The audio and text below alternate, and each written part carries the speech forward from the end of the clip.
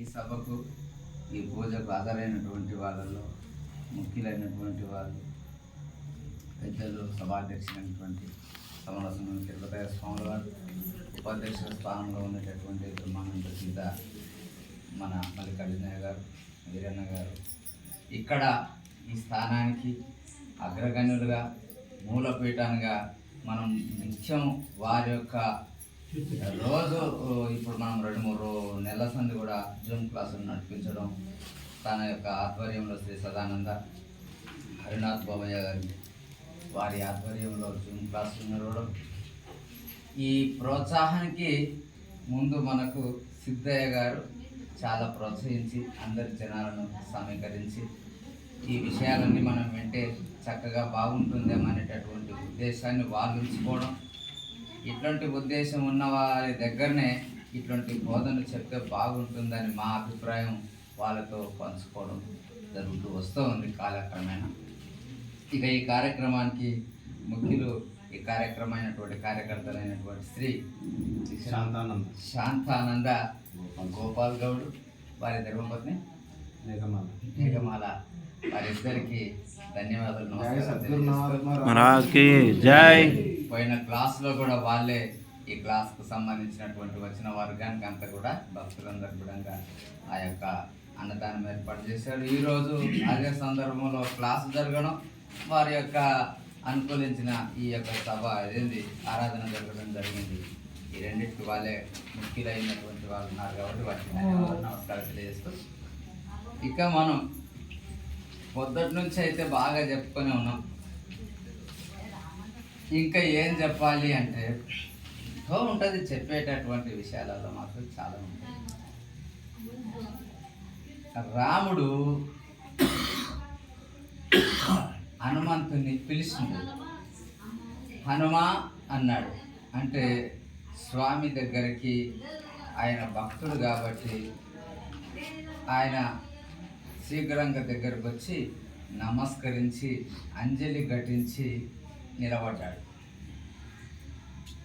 ఆజ్ఞ కొరకు వెయిట్ చేస్తున్నాడు, ఏం చెప్తాడో విందామని. హనుమంతుడు ఈయన అన్నాడు, ఈ రాముడు ఆయనకు సాంఖ్యతారక అమనస్క విషయాలు బోధించిన తర్వాత ఆత్మస్వరూప జ్ఞానాన్ని కూడా బోధించాడు. కనుక ఆ బోధన పద్ధతులు ఇతనికి అనుభవంలోకి వచ్చినవా రాలేదా అని ప్రశ్నార్థకంగా ఒక ప్రశ్న వేసినాడు. హనుమ, నీవెవరు అన్నాడు. ఇదేంది, నేనెవరు, నేను నీకు తెలవకపోవడం ఏంది, కానీ నేను ఎవరినో చెప్పకపోతే నువ్వు విడిచేటట్లేదు అనుకున్నాడు. ఆయన ఏమన్నాడంటే, స్వామి, మీ ఆజ్ఞ ప్రకారంగా మీ ప్రశ్నకు సమాధానం ఉత్తరంగా చెప్తాను. నా విషయం ఏంటంటే, దేహబుద్ధ్యాతు దాసోహం, జీవబుద్ధ్యా త్వదాంశకః, ఆత్మబుద్ధ్యాతు త్వమేవ అహం ఇది మే నిశ్చితామతి అన్నాడు. ఏమంటున్నాడు ఆయన అంటే, గురుదేవ, ఈ దేహబుద్ధితో అంటే ఈ దేహ దృష్టితో చూసినట్లయితే ఈ ప్రపంచకులకందరికీ అర్థమై ఉన్నది ఏంది అంటే రాముల వారి భక్తుడు అని అర్థమైంది. అది నీకు కూడా, నీకు భక్తుడిని నీకు అర్థమైంది, నాకు అర్థమైంది కూడా అదే. ఈ దేహబుద్ధితో చూస్తే నీకు భక్తుడిని అన్నాడు. ఇక రెండో విషయానికి వస్తే, జీవబుద్ధితో నేను దృష్టిని పెట్టి చూసినట్లయితే నా ఉచ్ఛ్వాస నిశ్వాస రూపకంగా ఉండే తత్వం ఏదైతుందో అది నీవే అని, అది నీవే అని. అంటే జీవబుద్ధితో మాత్రం ఆ ఉచ్ఛ్వాస నిశ్వాస రూపకమైనటువంటిది ఏదైతే ఉందో నీ అంశ స్వరూపం, అదే అంశ స్వరూపమైనటువంటి తత్వాన్ని నేను అని అన్నాడు. మరి ఇంకోటి ఏం చెప్పినాడు, ఆత్మబుద్ధ్యాతు త్వమేవ అహం. ఒకవేళ నన్ను ఆత్మదృష్టితో మీరు చూసినారనుకోండి, నీవే నేను, నీవే నేను. ఇప్పుడు ఆయన ఏం చెప్పినాడు? శరీరకంగా దాసుని. అలా ఇంకొక సూక్ష్మ దృష్టితో చూస్తే నీ ఉచ్ఛ్వాస నిశ్వాస స్వరూపమైన ప్రాణమును నేనే. ఇంకా కొంచెం సూక్ష్మంగా చూస్తే ఏది నీవై ఉండి జగత్తంతా పరిపాలిస్తున్నావో అధిష్టానమైనటువంటి చైతన్యం ఉందో అది నీవై ఉన్నావు కాబట్టి అదే నేను. ఇప్పుడు ఏమైనా సంశయం ఉందా రావణ్కి? రావణ్కి సంశయం లేదు, ప్రశ్నకు సమాధానం వచ్చింది కనుక సమాధానం వచ్చిన తర్వాత మరి ఇంకెందుకున్నావు ఇక్కడ? ప్రశ్న అయిపోయింది కదా. నువ్వు చేసే పని చాలా గొప్పది, నిరంతర సేవ చేసినావు, ఇంకెందుకు మరి ఇక్కడ వెయిట్ చేస్తున్నావు? నువ్వు సమాధానం పొందినావు కదా, నీ తత్వాన్ని నువ్వు గుర్తు చేసుకున్నావు కదా అని అన్నాడు. అంటే తాను అన్నాడు, నేను నా జీవిత పర్యంతం ఒక భక్తుడిగా నేను తెలుసుకున్న తత్వం ఏదైతుందో ఆ తత్వము తెలియజేయుట కొరకు ఇంకొకరికి సేవ చేస్తాను నేను. అంటే చూడండి, ఆదర్శ పురుషుడిగా ఆ హనుమంతుడు ఉండి గురు శిష్య న్యాయాన్ని ఉద్ధరిస్తూ వచ్చాడు. అట్లా నిరంతర సేవ ఎట్లుంటుందంటే ఒక సందర్భం వచ్చింది. హనుమంతుడు నిరంతర సేవ ఎలా చేశాడు? కిష్కిందకి ఆయనకి పటాభిషేకం కట్టినారు రామునికి. చిక్కులు పెట్టాక హాయిగా ప్రశాంతంగా కూర్చున్నాడు. ఒకసారి అందరికీ అనిపించిండు ఏమనంటే, నాకు అందరికీ మీరందరికీ ప్రశాంతత వచ్చింది, నాకు ప్రశాంతత వచ్చింది కనుక మీరందరూ ఇప్పుడు ఎవరెవరు రెస్ట్ తీసుకోవాలన్న సేవలు బాగా చేసినటువంటి వాళ్ళు ఉన్నారు కాబట్టి వాళ్ళకి రెస్ట్ తీసుకోండి అన్నాడు. అన్న తర్వాత రెస్ట్ తీసుకోమంటున్నాడంటే ఆజ్ఞ వేసిండు రాముల వారు అని చెప్పేసి ఈయన పక్కకు కొంచెం రెస్ట్గా కూర్చున్నాడు. ఎవరు? హనుమంతుడు. అంటే గురువాజ్ఞ ప్రకారంగా ఆయన అక్కడ కూర్చున్నారు. అంతలో కూడా ఏం చేసినారు? లిస్టు రాసుకున్నారు. ఏమని? ఇప్పుడు పటాభిషేకం అయింది, స్వాముల వారికి ఎవరెవరు సేవ చేయాలని, ఎవరు బట్టలు ఉతికించాలి, ఎవరు స్నానం చేయించాలి, ఎవరు నీళ్ళు కాగబెట్టాలి, ఎవరు ఇంకొక పని చేయాలి, ఒకరు ఈ యొక్క రూమును ఎవరు శుభ్రం చేయాలి, అనుష్ఠానానికి ఏర్పాటు చేసే పూలు పత్రి మొదలైనటువంటి వస్తువులు ఎవరు అవి పెట్టాలి, సమకూర్చాలి అనేటటువంటిది అంత లిస్టు రాసుకొని ఒకరొకరికి అన్ని పనులు ఒప్పచెప్పిండు. ఈ నెటకెళ్ళి వచ్చింది. ఈ లిస్ట్ అయిపోయిన తర్వాత హనుమంతుడు చివరికి వచ్చి ఇక ఈయన అన్ని పనులు అయిపోయినాయి. స్వామి నేనేం పని చేయాలన్నాడు. నీ పని చేసుడు అయిపోయింది, ఇప్పటిదాకా ఎంతో సేవ చేసినావు కదా, ఇక నువ్వు సేవ చేసేది ఏం లేదు, నువ్వు ఓనైనా మీకు కిష్కింద పోయి హాయిగా ప్రశాంతంగా ఉండు అన్నాడు. నేను ఈ శ్వాసనన్న వదులుతా కానీ నిన్ను మాత్రం వదలను అన్నాడు. ఎవరు? ఎట్లా మరి? ఈయనకేదో పని కలిగించాలి కదా, ఈయనకి ఎక్కువ ఇష్టం ఎవరి మీద? హనుమంతుని మీద. రాముడికి ఎక్కువ ఇష్టం, ఎక్కువ ప్రీతి. ఈయనకి ఏ విధంగా పని చెప్పకుండా ఖాళీగా ఏదో ఒక చేస్తున్నాడా చేస్తలేడా అన్నట్టు తనకేదో పని కల్పిస్తే శాంతంగా ఉండేటట్లున్నాడు, లేకపోతే ఉండేటట్లు లేడని చెప్పేసి అనుకొని సూక్ష్మమైన పని చెప్పుదాం అనుకున్నాడు. అప్పుడు ఆయనకు హనుమ అని పిలిస్తే హనుమంతుడి దగ్గరకు వచ్చి, మరి ఏం చేయాలి స్వామి అని ఈయన అడిగినాడు. ఏం లేదు, నీకు పని అంటున్నావు కాబట్టి నేను ఆవలింతలు తీసేటప్పుడు ఒక చిటికే అన్నాడు. ఇట్లంటే ఆ చిటికేసే అన్నాడు. ఆ శబ్దం నేను ఆవలింతలు ఎప్పుడైతే తీస్తూ ఉంటానో అప్పుడు నోరు తెరిచి ఆవలింతలు చేసేటప్పుడు నువ్వు చిటికేసి మీ ఆజ్ఞ అన్నాడు. అక్కడ పోయి పక్కకు పోయి చెట్టు కింద కూర్చున్నాడు.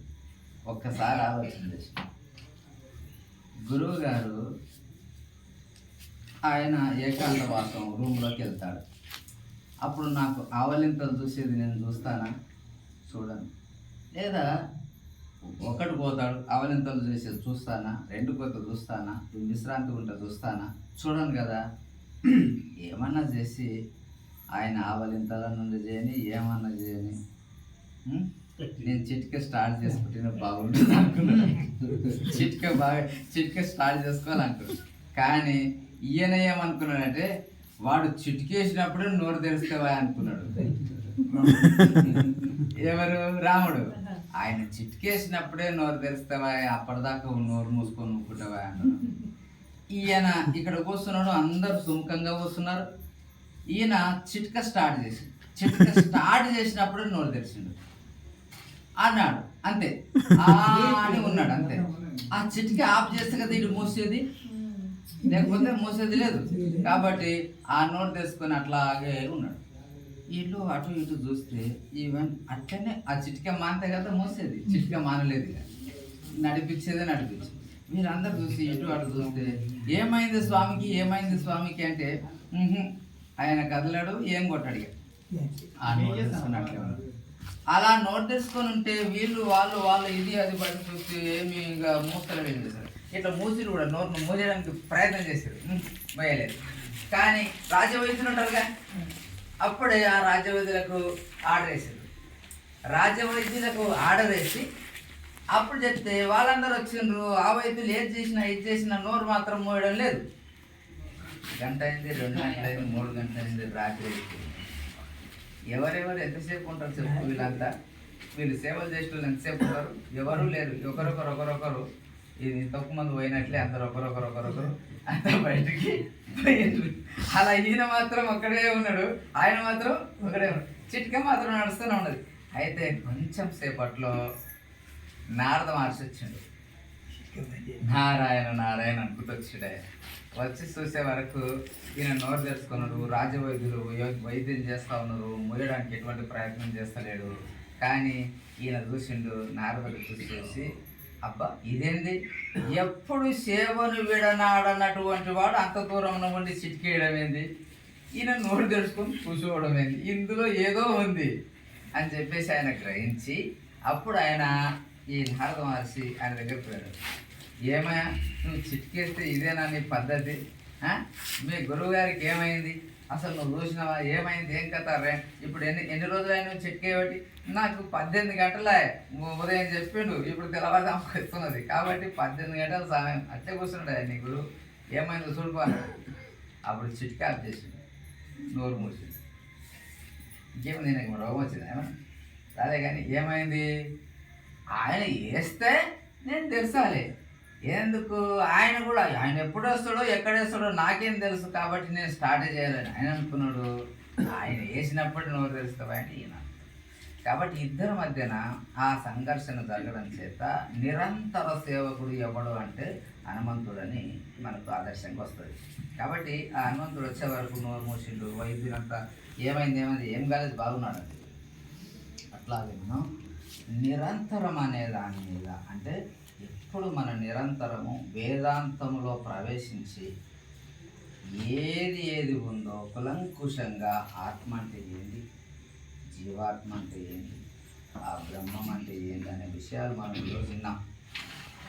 ఒక చిన్న విషయం చెప్పాలంటే ఉపమానాలు చెప్తే తొందరగా మీకు అర్థం, అంత తొందరగా అర్థం. అచలం అనే మాటకు మనం చెప్పుకున్నాము, ఎరుకను కూడా అచలం అంటారని చెప్పుకున్నాం, ఎరుకను పరిపూర్ణం అంటారని చెప్పుకున్నాం, ఎరుకను బట్టబయలు అంటారని చెప్పుకున్నాం. కానీ ఇక్కడ అది ఎట్లా చెప్పుకున్నాము, ఏ సందర్భాన్ని ఎక్కడ పెట్టిండు భద్రాద్రామ శతకములు అంటే కూడా ఆ పేజీ నెంబర్లతో సహా మనం ఆ పుస్తకంలో ఉండే పద్యాల నెంబర్లు కూడా రాసుకున్నాం. కానీ ఇక్కడ మనము జీవుడు ఎటువంటి వాడు, ఈశ్వరుడు ఎటువంటి వాడు, బ్రహ్మము ఎటువంటి వాడు అంటే ముగ్గురు ఒకటే కావచ్చు. కానీ ముగ్గురుగా చెప్పాలన్నప్పుడు ఎలా చెప్పాలి అంటే క్షరపురుషుడు, అక్షర పురుషుడు, ఉత్తమ పురుషుడు అని 3 పద్ధతులు చెప్పాలి. అంటే ఉత్తమ పురుషుడుగా అచలంగా ఉంటాడు, క్షరపురుషుడుగా జడరూపకంగా ఉంటాడు, ఈశ్వరుడు అనేటటువంటి అక్షర పురుషుడు దానికి ఇప్పుడు మీకు ఉదాహరించాలంటే రైలు పట్టాలు ఉంటాయి, పట్టాలు కదులుతాయా? కదలవు. రైలు మాత్రం కదులుతుంది. రైలును కదిలించేవాడు ఒకడు ఉంటాడు. రైలు కదిలించేవాడు ఒకడున్నాడు, రైలులో లేబర్ అంతా అంతే, మన జనాలంతా ప్యాసింజర్ అంతా ఉన్నారు. ఈ 96 తత్వాలు అనుకుంటారో మీరు ఏమనుకుంటారో కానీ మొత్తం ప్యాసింజర్ అయితే నిండు ఉన్నట్లే. కానీ కదలకుండా ఉంటే ఈ కదిలేది దాని మీద పోతుంది. అంటే ఇప్పుడు జీవుడు డ్రైవర్గా ఉన్నాడు, నడిపించేవాడు ఎక్కడ దాకా పోవాలా ఎక్కడ ఆపాలని చెప్పేసి కండక్టర్గా నెట్టేటువంటి వాడు ఆని చూస్తేనే ఎక్కడ ఆపాలి ఎక్కడ చేయాలనేటటువంటిది సిగ్నల్ ఈయన ఇస్తే ఈయన ఆపుతాడు. కాబట్టి ఇక్కడ మనకు జీవ పద్ధతిగా ఉండేటటువంటి వాడు, నడిపించేటటువంటి వాడు ఒకడు, నడిపించడానికి సూత్రధారిగా ఉండేవాడు ఒకడు. అంటే జీవేశ్వరుల పద్ధతిని కూడా విచారించినట్లయితే ఈ రెండు దేని మీద నడుస్తున్నాయంటే ట్రైన్ నడవడానికి నడిపించడానికి ఒకడు, నడిచేది ఒకటి. రెండు జీవతత్వంగా ఈశ్వరతత్వంగా ఉంటే మనకు మూడోది అచలతత్వంగా ఉండేది ఏంటంటే ఆట ఆడి ఆడకుండును ఆట ఆడిన మేనుబొమ్మ ఆట ఆడగానే ఆడిస్తున్నదిరా అని చెప్పినాడు. ఆట ఆడకుండా దేన్ని ఆడించింది? రైలులో ఉన్నవాడు నడిపించడానికి, రైలు నడవడానికి ఇది కారణమైనది అని చెప్పినాడు. కాబట్టి ఒక్కొక్క చిన్న చిన్న విషయాలు తెలుసుకుంటుంటే అచలంగా ఉండేటటువంటి దాన్ని కూడా ఎరుకకు కూడా చెప్పబడుతుంది. కాబట్టి ఎరుక కానీ ఏ ఎరుకకు చెప్పబడింది? అది ఉత్తమ పురుషుడిగా ఉండేటటువంటి ఎరుకకే అచలంగా చెప్పబడింది. కానీ పరిపూర్ణ బోధలో చెప్పబడిన అచలం కాదు అది. కానీ మీకు పరిపూర్ణ బోధల గురించి ఇంకా సబ్జెక్టే రాలేదు. అసలు ఇప్పుడిప్పుడు ఆ సబ్జెక్ట్ వస్తే కూడా ఏం అర్థమవుతుందో లేదో అని చెప్పేసి ఇక్కడ కూడా మళ్ళీ మీ ముఖం ఉండదు. ఎందుకంటే అయ్యగారు చెప్తుంది, ఏదైనా కూడా మనం ఎరుకలో ఉండేటటువంటి భావాలను పూర్తిగా ఆపోసన పట్టి చూసినట్లయితే వాటి మీద మనకు విశిక్షణ జ్ఞానం వస్తుంది. కనుక మనం ఇంత తొందరగా పికప్ కావాలనుకునే ప్రయత్నం చేయాలి కూడా. ఇక్కడ మీరందరూ కూడా ఇటువంటి ఉద్దేశం పెట్టుకొని ఉండడం చేత ఇంత దూరము అంత దూరం అనకుండా నా బంధువులు ఉన్నారు, నా కుటుంబం ఉంది అని అక్కడ నాకు అభిప్రాయం ఏర్పడి మీ దగ్గరికి రావడం, మీతో మిత్రత్వం ఉండడం, ఇటువంటి విషయాలు నాకు అవకాశం ఇచ్చి చెప్పడం జరుగుతుంది తప్ప ఇంకొకటి ఏంటంటే మీ అవకాశం చేతనే మీరు ఇచ్చిన అవకాశాన్ని సరిపుచ్చుకొని ఈ విషయాలను అందించడానికి నాకు నా గురువు అందించినటువంటి సత్తా చేత ఆ విషయాలను నేను అందిస్తా తప్ప కానీ నాకు సొంతంగా వచ్చినటువంటి విద్య ఏం లేదు. ఇది గురువు యొక్క సూత్రం ద్వారానే మనం విద్యను సంపాదించుకోవాలి ఎవరైనా, కనుక సందేహం లేదు. ఇటువంటి అవకాశాన్ని మనం సరిపుచ్చుకున్నాం కాబట్టి ఈరోజు ఇటువంటి సభ కానీ అటువంటి క్లాస్ కానీ చక్కగా అందరం కూడా యథార్థమైన విషయాన్ని నేను ఒకవేళ కథలను చెప్పసాగితే ఇక బోధన పక్కకు పెడితే ఇక ఉంటుంది దాని ఒక ప్రతాపం. కనుక నేను కథల కోసం రాలేదు. కథలు చెప్పాలనిపిస్తుంది కానీ కథలు చెప్తే ఆగమవుతుంది. కథ కాదు జనన మరణ వ్యత మానవకై రచిస్తే వరకములారా అని చెప్పినారు. కాబట్టి కథ చెప్పకుండా కథను ఎక్కడ చెప్పాలి అంటే ఏదైనా సందర్భం వచ్చినప్పుడు కథను చెప్పుకోవాల్సి వస్తుంది. కాబట్టి స్వరూప జ్ఞానాన్ని తెలుసుకోవడానికి మనం వచ్చాం. ఆ స్వస్వరూప జ్ఞానం తెలుసుకున్నప్పుడు ఆ అనుభవం మనకు వచ్చిందంటే ఇప్పుడు ఈ జనన మరణాలకు మూలమైనటువంటి వస్తువు ఏదని తెలిసింది. ఆ వస్తువు ఏదైతే ఉందో అది లేదని తెలిస్తేనేమో జనన మరణాలు లేవని తెలుస్తుంది. అది ఉన్నదంటే తెలిస్తేనేమో జనన మరణాలు ఉన్నాయని తెలుస్తుంది.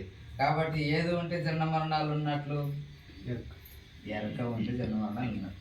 ఎరక లేకుంటే జన్మ మరణాలు లేవు.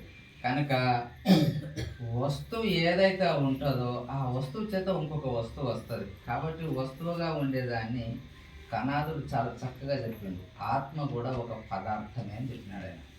కాబట్టి పదార్థ పద్ధతులను మనం తెలుసుకున్నట్లయితే చక్కగా ఆత్మాతీతమైనటువంటి యొక్క పరిపూర్ణ పరబ్రహ్మతత్వాన్ని తెలుసుకోవడానికి అవకాశం ఉంటుంది. మీరు మంచి జిజ్ఞాస కలిగినటువంటి వాళ్ళు వచ్చే దాంట్లో కూడా నా కృషి కాకుండా మీ కృషి మీరు చేస్తూ రోజు నిత్యం అనుష్ఠానం చేసుకోవాలి. ఒకటి అనుష్ఠానం చెప్పినాం మనం ఎక్కడి నుంచి ఎక్కడి దాకా చేసుకోవాలని. రోజు అనుష్ఠానం చేసుకోవాలి. రోజు భద్రాద్రి రామశతకం పూర్తిగా పారాయణం చేయాలి. ముందర పెట్టుకున్నామంటే చదువుకుంటూ 108 చదువుకొని అక్కడ పెట్టేసేయాలి, దాన్ని పెట్టుకోవాలి. కానీ అట్లా నేర్చుకుంటే అది రాంగా ముందరకు వస్తుంది. ఇంకా జిజ్ఞాసగా ఉండేటటువంటి వాళ్ళు దాన్ని రోజు 2-3 సార్లు చదవచ్చు. లేదా రేపు పద్యం ఒప్పజెప్పమంటున్నాడంటే మీకు మీరే చెప్పుకోవాలి. మీకు మీరే చెప్పుకోవాలి. ఏమని చెప్పుకోవాలి? వస్తువు నిశ్చయ జ్ఞానాన్ని నేను పొందాలి అనేటటువంటి భావాన్ని మీరు ఉంచుకొని మీ యొక్క బాధ్యతను మీరు పోషించుకుంటే మీరు ఆ స్థితిలో రాగలుగుతారు. మీ అంట ఇంకా ఈ స్థితిని పొందినారని మేము అభిమానించి ఈ సమయంలో నేను ఇప్పుడెప్పుడు చెప్తా ఉన్నాను. మీకు ఏమని చెప్తున్నా, ఇక్కడ వచ్చేది సందర్భంగాను మీరు పిలుస్తూనే వస్తాం మీ ప్రాంతానికి. కానీ మీ ప్రాంతంలో మీరే రాజులు, మీరే గురువులు, మీరే శిష్యులు చేసుకోండి. మాకు అవసరం లేదు శిష్యులు. మీరు ఎట్లా ఉండాలి అంటే మన సిద్ధాంతంలో చెప్పినటువంటి విషయాలన్నింటినీ అర్థం చేసుకోవడానికి సర్వ ప్రయత్నాలు చేసి మీ ప్రాంతంలో మీరు వృద్ధి చేయండి. మా ప్రాంతంలో మేము వృద్ధి చేసుకుంటూ ఉన్నాం. కొంతవరకు మీరు ఇప్పుడు మనకు అవకాశం వచ్చింది, మన గురుగారు పూజ ఉందంటే నువ్వు వస్తావు, నేను పిలిస్తే నువ్వు వస్తావు, నువ్వు పిలిస్తే నేను వస్తాను. అది రాకడపోకడ జరుగుతుంది. కానీ మీరు వృద్ధి కావాలంటే వృద్ధి కాలేదా మీరు అంటే అయినారు, కానీ సత్సంగం రాపిడి అనేది జరగలే. ప్రశ్నల వర్షం మీలో కురవలే. ప్రశ్నలు మీకు ఇప్పుడు వస్తున్నాయి. ఇక చూసినా ఇప్పుడు ప్రశ్న ఇస్తున్నాడు. ఈ సిద్ధాంతం ఎక్కడి నుంచి వచ్చింది అంటే ఏమంటాడు? ఇప్పుడు దక్షిణమూర్తి నుంచి వస్తే అయిపోతున్నాయి కదా, ఇక్కడ శివరామతీశ్వర వారి నుంచి వచ్చింది అని ఎందుకు అనాలి అని చెప్పేసి అన్నారు. అంటే ఇది బాధకరం అనాలన్నా విశేషం అనాలన్నా ఒకసారి అర్థం కాదు. ఎందుకంటే నాకేమో సొంత ధైర్యం ఉంటుంది. దాన్ని నేను ఎవరు చెప్తే విన్నది కాదు. అది నాకు ఒక సొంత ధైర్యం ఉంటుంది. ఎందుకంటే గురువాక్యం మాత్రమే నేను విన్నా.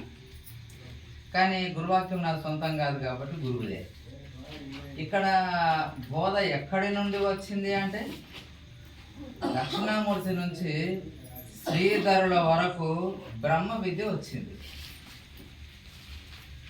దక్షిణామూర్తి నుంచి శ్రీధరుల వరకు కూడా బ్రహ్మ విద్య పరంపర కొనసాగుకొచ్చింది.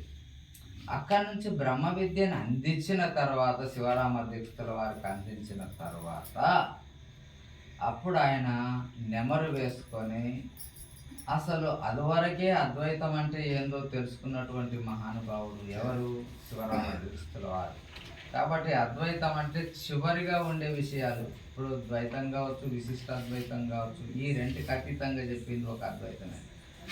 అద్వైతంలో ఏముందంటే ఏకమేవ అద్వితీయం బ్రహ్మ, ఒక ఆత్మ తప్ప ఇంకొకటి లేదు, బ్రహ్మం సత్యం జగత్ మిథ్య అని చెప్పినారు. కాబట్టి ఆ బ్రహ్మం ఎట్లా సత్యం అవుతుంది అని చెప్పేసి నిర్ధారణ చేస్తూ అది సత్యమైన వస్తువును ఎలా చెప్పాలి, దాన్ని సత్యమైతే 2 పద్ధతులు ఉండకూడదు, ఒకటే పద్ధతి దాని యందు ఉండాలి అని చెప్పేసి నాకు అనుభవంలోకి వచ్చి సత్యం ఏమంటున్నాడు? బ్రహ్మతత్వం ఎట్లుంటుంది అంటున్నాడు? నిర్గుణంగా ఉంటుంది అంటున్నాడు, సగుణంగా ఉంటుంది అంటున్నాడు. కాబట్టి ఉంటే ఒక తీరుగానన్నా ఉండాలి, కానీ నిర్గుణంగానన్నా ఉండాలి, లేకపోతే సగుణంగానన్నా ఉండాలి. కానీ నిర్గుణంగా సగుణంగా ఉండేటటువంటిది అయితే దానికి సత్యత్వం ఎట్లా నిలబడుతుంది? అది మళ్ళీ చలనాత్మకంగానే ఉంటుంది కదా. కాబట్టి చలనాత్మకమైనటువంటిది అచలం ఎట్లయితుంది? చలనాత్మకమైనటువంటిది బట్టబయలు ఎట్లయితుంది? చలనాత్మకమైనటువంటిది పరిపూర్ణం ఎట్లయితుంది? ఇట్లా ప్రశ్నలు వస్తుంటాయి. ఆయన వచ్చి ఆయననే అంటే ఇది బట్టబయలు, ఇది పరిపూర్ణత్వంగా ఉండేది కాదు, బట్టబయలు అసలే కాదు, అచలం అసలే కాదు. కాబట్టి దీనిని నేను ఎలా చేయాలని ఆయన పరిశోధనలో ఎవరెవరు ఒక్కొక్క పరిశోధన చేసుకుంటూ వచ్చిండ్రు. ఆయన గురు పరంపరనే ఉన్నది, ఈయనకు గురు పరంపరనే ఉన్నది. నేను ఇంతకుముందు మీకు చెప్పిన ఏమనంటే కణాదుడు వైశేషిక దర్శనం చేసినాడు. వాడు పదార్థ భావన తీసుకొచ్చినాడు. 6 పదార్థాల కన్నా ఈ పృథివీలో, ఈ ప్రపంచంలో ఇంకో పదార్థాలు 7వది లేదని చెప్పి అది 7 పదార్థాలలో చెప్పబడింది. ద్రవ్యమని, గుణమని, కర్మమని, సామాన్యమని, విశేషమని, సమవయమని, అభావం అనే పదార్థాలు.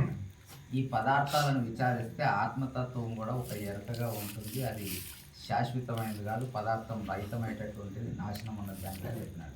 అటువంటి నాశనం అనేటటువంటి దాన్ని సత్యమని ఎలా అనాలని చెప్పి శివరామ దీక్షితుల వారు కూడా దాన్ని ప్రతిపాదించింది. కాబట్టి శివరామ దీక్షితుల వారికి పుట్టిరిగే శరీరము సత్యం కాదని ఆయన అనుభవంలో తెలుసుకొని ఆ వాక్యాన్ని తాను సిద్ధాంతంగా చేసుకొని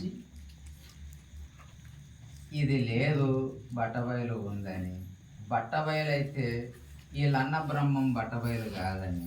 బ్రహ్మం అనేటటువంటి పదం కూడా మీరు పరిపూర్ణ బోధలు పెడితే 85 పద్యం నుంచి 104 పద్యం వరకు పరిపూర్ణ బోధ చెప్తారు. 20 పద్యాలలో పరిపూర్ణ బోధ చెప్తే అందులో బ్రహ్మం అనే పదము, అచలం అనే పదము, పరిపూర్ణం అనే పదము, కేవలాత్మ అనే పదము 4 పదాలు వస్తాయి. కేవలాత్మ అనేది వస్తుంది, బ్రహ్మం అనేది వస్తుంది, అచలం అనేది వస్తుంది, పరిపూర్ణం అనేది వస్తుంది. ఈ 4 పదాలను చెప్పేటప్పుడు ఎటువంటి వస్తువు కేవలాత్మ అనబడుతున్నది, ఎటువంటి వస్తువు అచలం అనబడుతుంది, ఎటువంటి వస్తువు పరిపూర్ణం అనబడుతుంది, ఎటువంటి వస్తువును బట్టబయలుగా నిర్దేశించింది అనేది 20 పద్యాలలో చాలా చక్కగా చెప్పిండు. అప్పుడు మనకు అర్థమవుతుంది బట్టబయలు అనేది ఏందో అని. అప్పుడు అటువంటి విషయాలను చెప్పినటువంటి విషయం ఉంది కాబట్టి శివరామ దీక్షల వారి నుంచే పరిపూర్ణమైనటువంటి ప్రారంభం చేయడం జరిగింది. అది ఎవ్వరు సంశయం ఉంచుకొని అవసరం లేదు. అక్కడి నుంచి రాలేదంటే అక్కడి నుంచి వచ్చింది బ్రహ్మ విద్య. అంటే బ్రహ్మతత్వం ఏదైతుందో ఆ బ్రహ్మతత్వం నిర్గుణంగా ఉంది, సగుణంగా ఉందని చెప్పుకుంటూ వచ్చినాడే తప్ప అది నిర్గుణంగా సగుణంగా ఉంటుంది నాయన, అది దాని గుణం అట్లే ఉంది. కానీ నా బట్టబయలు ఇట్లాంటిది కాదు, నిర్గుణం కాదు, సగుణం కాదు, సత్తు కాదు, చిత్తు కాదు, ఆనందం కాదు, ఏది కాదు. అటువంటి వస్తువు కానటువంటిది, మరో రూపం చెందనటువంటిది, యథాతథ ఏ రకంగా ఉండదో అది ఆ రకంగానే ఉంటుందని చెప్పేసి సిద్ధాంతం చేసినాడు. కాబట్టి ఇటువంటి దాన్ని శివరామ దీక్షల కానుంచే ప్రతిపాదన జరిగింది. మూల గ్రంథం ఇప్పుడు ఏ గ్రంథం అంటే జనకుడు చేసింది గ్రంథం కాదు, మన అదే ఏది కృష్ణ భగవానుడు చేసిన భగవద్గీత కాదు మూల గ్రంథం. మన మూల గ్రంథం ఏది? దీక్షతీయం అనేటటువంటిది మూల గ్రంథం ఈ సిద్ధాంతాన్ని. కాబట్టి ఈ దీక్షతీయమే సిద్ధాంతం మూల గ్రంథం. కాబట్టి ఆ సిద్ధాంతం మూల గ్రంథం ఏదంటే మనం దీక్షతీయం అని చెప్పాలి. ముస్లింలు ఏం చెప్తారు? ఖురానేమా సిద్ధాంత గ్రంథం. క్రైస్తవులు ఏం చెప్తారు? మా బైబిలే మా సిద్ధాంత గ్రంథం. హిందువులు ఏం చెప్తారు? భగవద్గీత మా సిద్ధాంత గ్రంథం. ఆచార్యులు ఏం చెప్తారు? దీక్షతీయం, బృహద్వాసిష్ట దీక్షతీయం మా సిద్ధాంత గ్రంథం. కానీ తక్కిన గ్రంథాలు యువతలు ఉన్నాయి కదా, అవి ఇప్పుడు వేదాలకు ఉపభేదాలు ఎట్లనో, వేదాలకు ఉపాంగాలు ఎట్లనో, అలాగే ఉపాంగాల్లాగా వాళ్ళు తర్వాత పరంపర వచ్చినటువంటి వాళ్ళు దాన్ని అన్వయం చేసుకొని ఈ పద్య రూపకంగా శ్లోక రూపకంగా చెప్పుకున్నటువంటి వారు. కాబట్టి నీ ప్రశ్నకు సమాధానం దొరికింది అనుకుంటా. ఇక ఇంతకు ఈ విషయంలో ఇప్పుడు మీరు శివరామ దీక్షితులే పరిపూర్ణ సిద్ధాంతం చేసిందని అన్నారు కదా. అయితే మరి భాగవతి కృష్ణ ప్రభులు అంటారు కదా, ఏ మహనీయుడు చేసి ఎగదలేను శివరామయ దీక్షితులు ఈ సిద్ధాంతాన్ని ఫస్ట్ పరిపూర్ణ బోధను ఏ మహనీయుడు చేసి ఎగదలేను అనే ఒక పదం చెప్తాడు కదా. నేను అక్కడ ఆయన అదే చెప్పిండు. ఈ మాట నేను చెప్పిన మాటనే చెప్పినాడు ఆయన. దీక్షల వారు అప్పయ్య మంత్రికి చెప్పినటువంటి వారు శివరామ దీక్షల వారే. కాబట్టి శివరామ దీక్షల వారి పరంపరలో శివరామ దీక్షల వారిని ఆయన వాడుకుంటాడు. కానీ ఇంకా అవతల ఉన్న వాళ్ళని వాడుకోలేదు. ఇంకా అవతల వేరే పేర్లు చెప్పలేదు ఆయన. కాబట్టి సేమ్ ఇక్కడ నువ్వు అడిగిన ప్రశ్న సమాధానం కూడా దాంట్లోనే ఉన్నది. నువ్వు చెప్తే కందార్థంలో ఉన్నది. కాబట్టి బాగా మీరు ఆ కందార్థాన్ని మీద ఇంకొకసారి అర్థం చేసుకోండి. ఆయన చెప్పింది శివరామ దీక్షల వారి నుంచే చెప్పాడు. కనుక మీరు అవతల బ్రహ్మ విద్య ఉంది, యువతల పరిపూర్ణ బోధ విద్య అనేటటువంటిది ఉంది.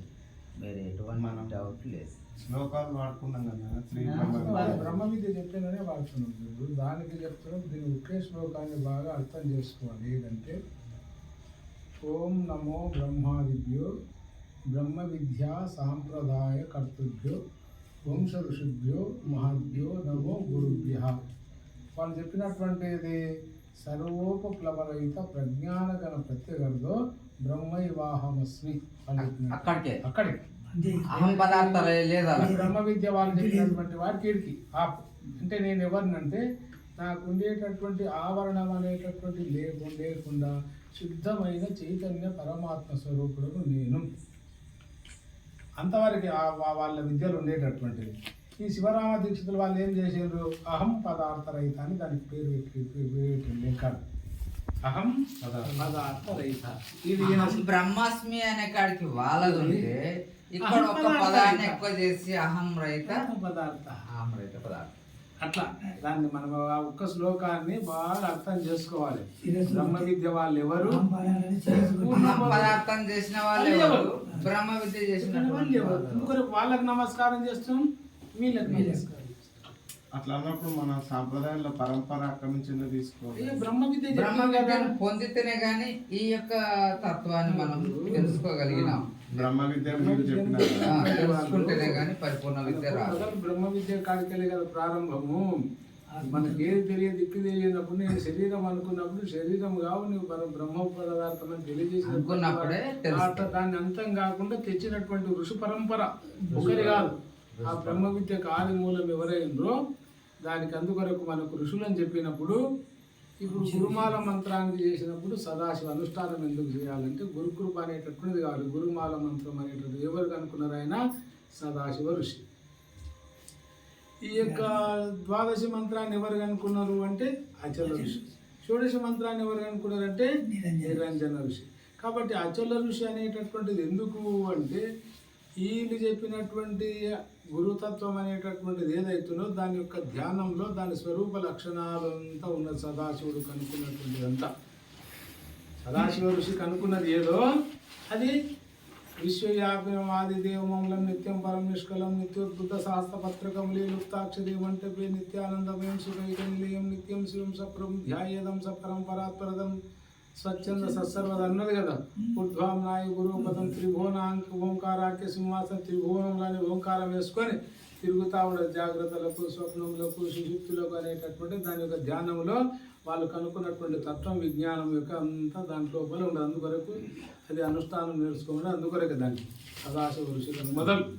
దాని తర్వాత ఇది బ్రహ్మ విద్య పరంపర. ఇది వాళ్ళు బ్రహ్మ విద్య ఋషులు కనుక్కున్నటువంటి విజ్ఞానం ఇది. దాన్ని కనుక్కోవాలి దాని అంతరార్థం. తర్వాత అచల ఋషులు కనుక్కున్నటువంటిది ఏది? అది అఖిల కాలేషు పరిపూర్ణమస్తి మాయా సహితమేత ప్రపంచాధికం నాస్తి ఇది నిశ్చయసిద్ధ్యార్థం అనేది. దాని ఇంతవరకు షడ్భూతములు అనేటటువంటిది ఈ షడ్భూత రహితం అనేటటువంటి దాన్ని వాళ్ళు ఈయన వాడుకున్నారు. ఇది షడ్భూత రహితం, పంచభూతాల రహితం. పంచభూతాలతో ఉండేటటువంటి జగత్తు పంచభూతాలుగా ఉన్నది కాబట్టి అది రహితము.